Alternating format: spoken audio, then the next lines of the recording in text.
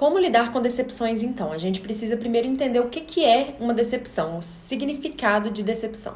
Decepção é uma frustração, né? Quando você tem, por exemplo, uma expectativa de que algo aconteça aqui e esse algo acontece aqui.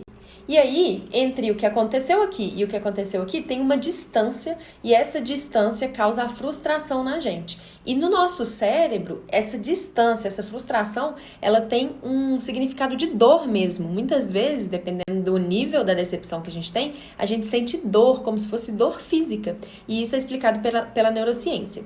Inclusive, o Pondé, o Karnal e o Cortella, no livro deles sobre felicidade, eles falam que, de acordo com a filosofia, né, que a felicidade é igual à realidade menos a expectativa. Então, que a gente poderia ser felizes, mais felizes quando a gente conseguisse ver a realidade de fato, sem as expectativas que a gente cria. Basicamente, uma frustração vem de uma expectativa. Sabe quando você vê aquele pote de sorvete e abre feijão? Você se sente decepcionado, você se sente frustrado. A mesma coisa acontece na nossa vida. Às vezes a gente cria expectativas de que uma coisa é incrível e aquela coisa não é incrível. Aquela pessoa não atende uma expectativa que a gente tinha. E aí vem o primeiro ponto. Você cria expectativas com base em fonte e vozes da sua cabeça? Ou você realmente se decepcionou com alguma coisa que de fato tinha um contrato, que a pessoa realmente não seguiu o combinado? E como saber disso, né? E aí, beleza, eu sei que a pessoa que me perguntou sobre isso já está decepcionada. Então, o que eu tô falando é um passo prévio e talvez válido para as próximas situações. Mas, uma análise a se fazer. Quando eu tenho uma expectativa sobre alguma coisa, sobre uma pessoa, sobre algum comportamento, o que eu tenho que fazer? Eu preciso alinhar essas expectativas. E uma boa forma de alinhar as expectativas é por meio da conversa. Então, basicamente é assim, não dê asas à cobra. Vai lá e conversa com a cobra para ver se ela tem asas. No geral, quando a gente está muito desconectado da gente, quando a gente não desenvolve no nosso autoconhecimento, a gente cria expectativas muito altas, porque a gente se projeta no outro todo o tempo. Esse é um conceito um pouco mais profundo, não vou falar nesse vídeo, mas então, aprendendo a como não ter expectativas para futuras situações. Desenvolva no seu autoconhecimento, olhe para isso e alinhe expectativas com as pessoas envolvidas. Beleza. Marcela, não foi isso. Já me decepcionei mesmo. A pessoa ela tinha que fazer e ela não fez, tudo bem. Então, como lidar então com as situações? Primeira coisa, lembre-se sempre que, primeiro, a gente veio aqui para evoluir, para crescer. Então, situações na nossa vida para a gente se decepcionar vão acontecer. E aí, lembra sempre assim, as coisas elas não acontecem com a gente, elas acontecem pra gente. Isso faz toda a diferença, porque quando você entende que uma coisa acontece pra você e não com você, você começa a perceber que aquela situação, ela acontece pra te ajudar e te fazer evoluir. Como?